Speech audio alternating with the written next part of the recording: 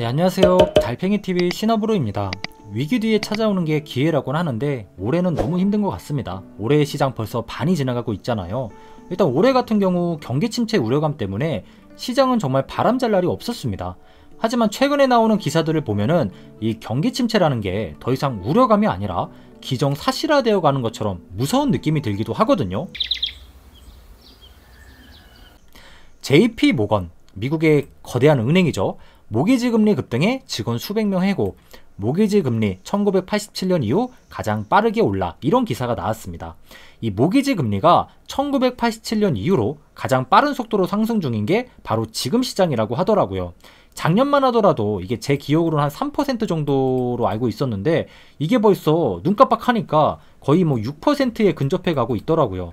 근데 개인적으로 저는 기사를 고지고대로 믿는 성격은 아니기 때문에 제가 따로 시장조사 차원에서 미국 부동산 커뮤니티 사이트들 이런 쪽의 분위기를 오늘 쭉 조사를 해봤습니다. 확실히 많은 분들이 근데 부동산을 매수하려는 움직임이 확실히 좀 둔화가 되고 있더라고요. 미국인들도.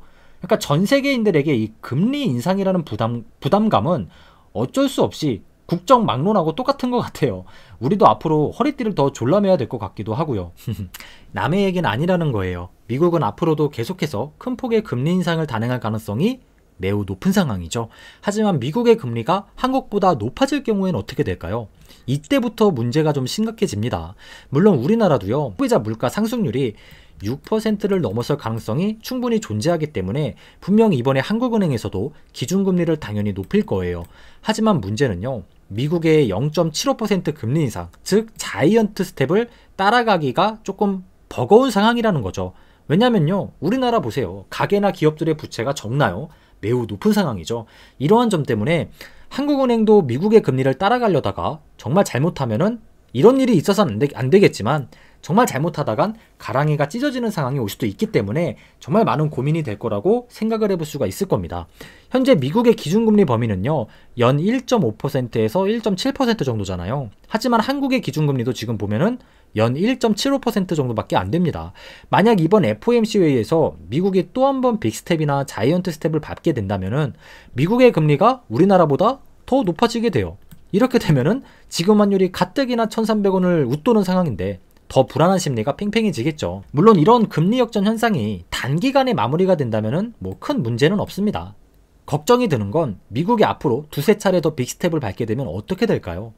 이렇게 되면 연말까지 미국도 정책금리가 4% 가까이 육박하게 될 거예요. 그럼 이걸 우리가 따라갈 수 있을까요? 현실적으로 조금 힘들다라는 거죠.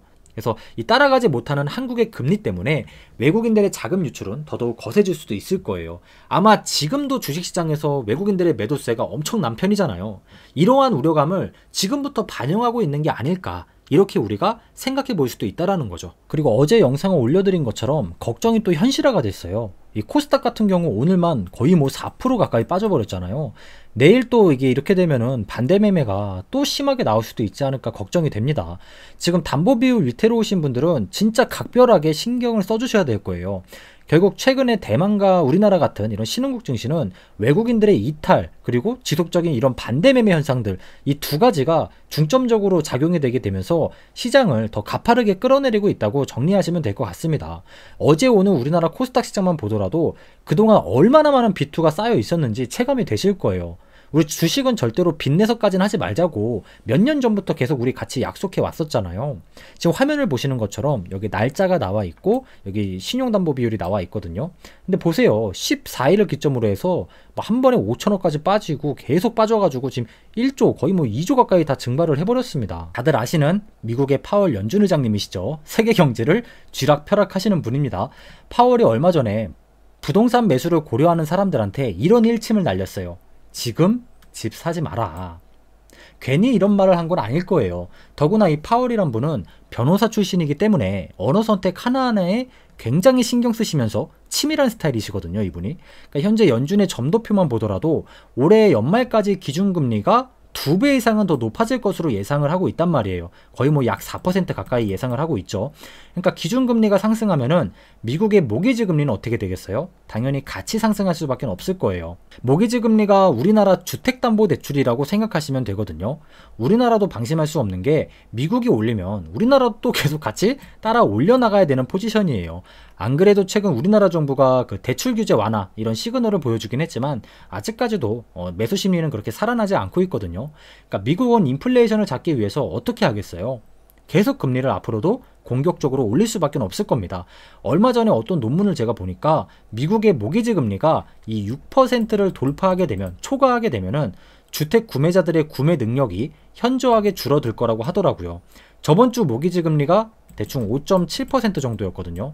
그러니까 지금 미국도 많은 전문가들이 내년 중반쯤에는 5% 내외로 집값이 빠질 수도 있다, 이렇게 전망을 하고 있더라고요. 그럼 이제 앞으로 우리가 할 수 있는 건요, 인플레이션이 정말 언제쯤 잡혀가는지, 소비자 물가지수, 소비자 심리지수 이런 것들이 긍정적으로 보여지는지, 그리고 연준의 긴축 행보가, 금리 인상이 언제쯤 완화되는 시그널을 보여줄지, 이런 기본적인 부분들을 우리가 체크해 나가면 좋을 것 같아요.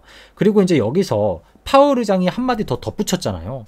주택을 구매하려는 사람들은요, 인플레이션이 좀 진정이 되고 미국의 모기지 금리가 조금씩 낮아질 때, 이때를 좀 도모해 봐라, 이때까지 기다려 봐라, 이렇게 말을 했습니다. 파월의 이런 말들을 종합을 해보면은 어제보다 오늘이 자산 가격이 조금 더 싸졌다고 해서 덜컥 몰빵 매수를 해서는 안 되겠죠. 그러니까 오늘 신속하고 빠르게 좀 중요한 내용들만 정리를 해가지고 전달을 드렸는데, 보면은 거의 부정적인 얘기들밖에 없었어요. 하지만 이런 게 지금 현재 전 세계 시장의 심리거든요.